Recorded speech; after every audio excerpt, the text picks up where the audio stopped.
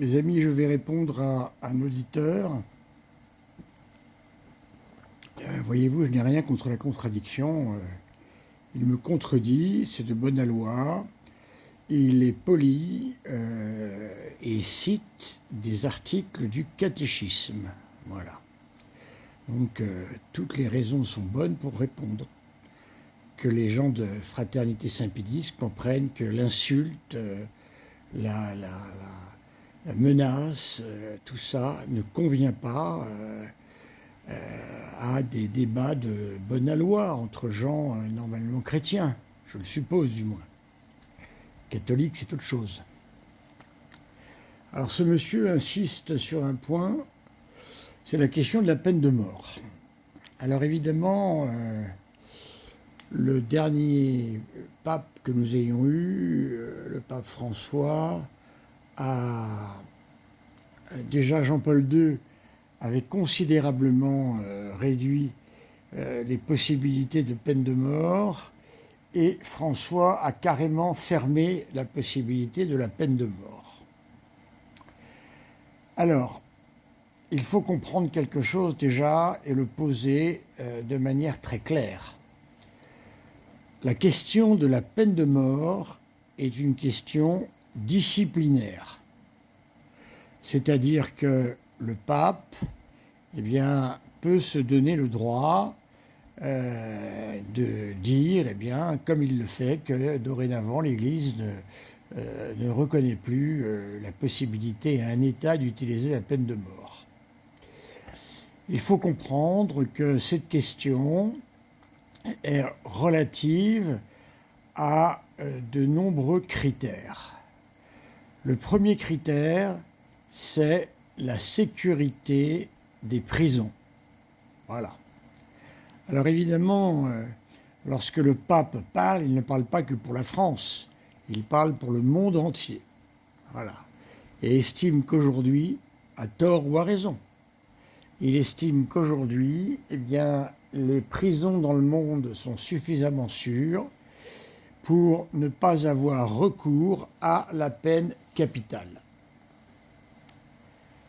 Ensuite, il tient compte du fait que la peine de mort aujourd'hui, au fil et à mesure du temps, passe de moins en moins bien chez une certaine partie de la population. Je ne dis pas tout le monde, je dis une certaine partie de la population. Il faut imaginer le scénario de la peine de mort, qui était par exemple celui que nous avons connu en France avec l'échafaud.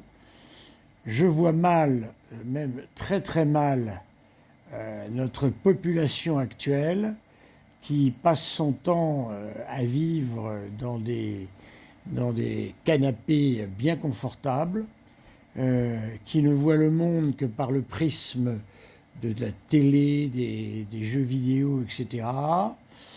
Je vois mal comment la peine de mort, dans toute sa radicalité, pourrait être acceptée. Voilà, hein, ça fait partie aussi de ce que l'on pourrait appeler le niveau de nos populations, à tort ou à raison, là encore.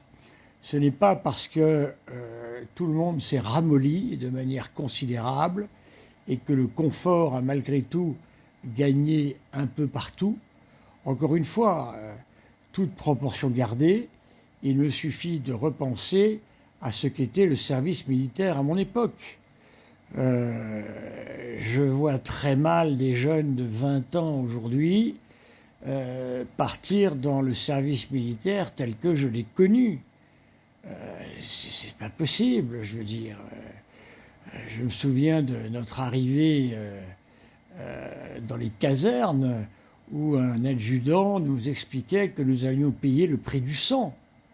Écoutez, tout ça est peut-être un discours vrai, que moi je ne remettais pas en cause, mais aujourd'hui, les mentalités modernes, je ne les vois pas vivre la même chose, c'est pas possible.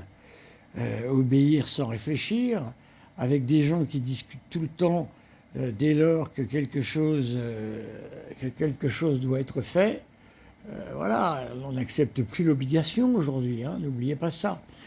Donc il faut aussi tenir compte de ça. Et troisièmement, peut-être le point le moins discutable, c'est notre propre cohérence concernant nos discours sur la vie. On ne peut pas dire, selon le pape, que nous défendons la vie de son début à sa fin, voilà, c'est-à-dire nous refusons l'avortement quelle qu'en soit la cause, et nous refusons l'euthanasie quelle qu'en soit la cause.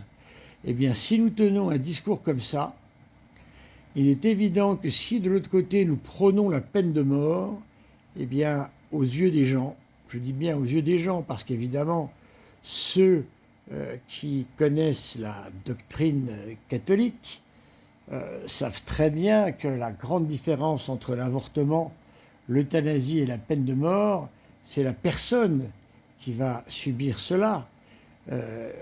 Ceux qui subissaient la peine de mort étaient des gens coupables. C'est pas la même chose, voilà. Donc on ne peut pas à la fois être pour la peine de mort, pense le pape, et en même temps être contre l'avortement et l'euthanasie. Voilà. Donc avant de venir nous dire, mes amis, qu'il y a des incohérences dans le catéchisme, je vous invite d'abord à réfléchir à la propre cohérence de vos propos. Merci.